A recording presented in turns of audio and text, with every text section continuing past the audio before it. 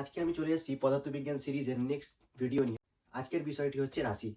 আমরা শিখব রাশি কাকে বলে, রাশিকে কয় ভাগে ভাগ করা যায় ও কি কি। প্রথমে আসছি রাশি কাকে বলে।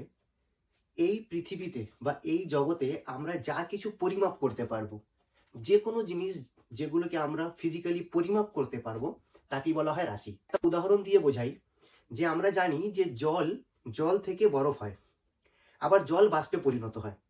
কিন্তু এই যে জল কোন তাপমাত্রায় গিয়ে বরফে পরিণত হবে আর কোন তাপমাত্রায় ফুটতে শুরু করবে, এটার ভ্যালু আমরা জানতে পারবো, এর মান আমরা জানতে পারবো যে কত তাপমাত্রায়।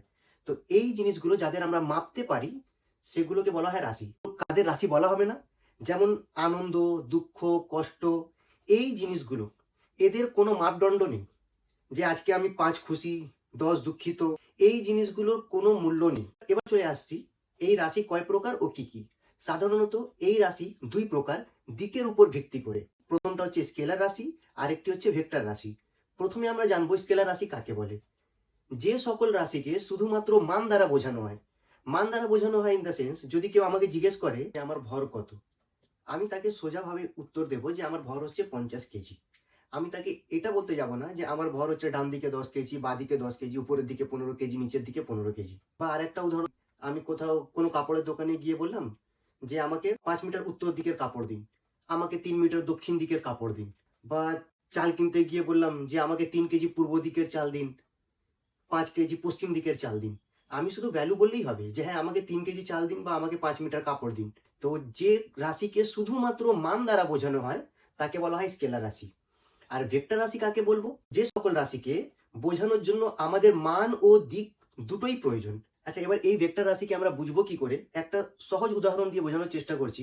ধরুন আপনি ধর্মতলায় দাঁড়িয়ে আছেন, আপনাকে কোনো ব্যক্তি এসে জিজ্ঞেস করলো যে একটু আমার শ্যামবাজার কি করে যাব, আপনি একটু বলতে পারবেন? তো আপনি বললেন যে হ্যাঁ, আপনি এখান থেকে 5 কিলোমিটার চলে যান। সে যেখানে দাঁড়িয়ে আছে সেখানে তো চারদিক দিয়ে রাস্তা, তো 5 কিলোমিটার কোন রাস্তা দিয়ে যাবে সে? তখন আপনাকে বলতে হবে যে উত্তর দিকে 5 কিলোমিটার যান। তো উত্তর দিকে যদি যায় সে শ্যামবাজার পৌঁছাবে, দক্ষিণ দিকে গেলে সে সাউথের দিকে, গড়িয়ার দিকে। তো এই যে দিক, আমি শুধু সেখানে যদি আমি 5 কিলোমিটার বলে দিই, ব্যক্তিটা পুরোপুরি কিন্তু সম্পূর্ণভাবে বুঝতে পারলো না যে শ্যামবাজারটা যাবে কোন দিকে, কোন রাস্তাটা ধরে সে যাবে। তার জন্য আমাকে দিকের ব্যাপারটা বলতে হলো যে হ্যাঁ আপনি উত্তর দিকে যান। আশা করি আমি বোঝাতে পেরেছি যে রাশি কাকে বলে, কয় প্রকার ও কি কি। দেখা হচ্ছে নেক্সট ভিডিওতে। আপনারা সবাই সুস্থ থাকবেন, ভালো থাকবেন।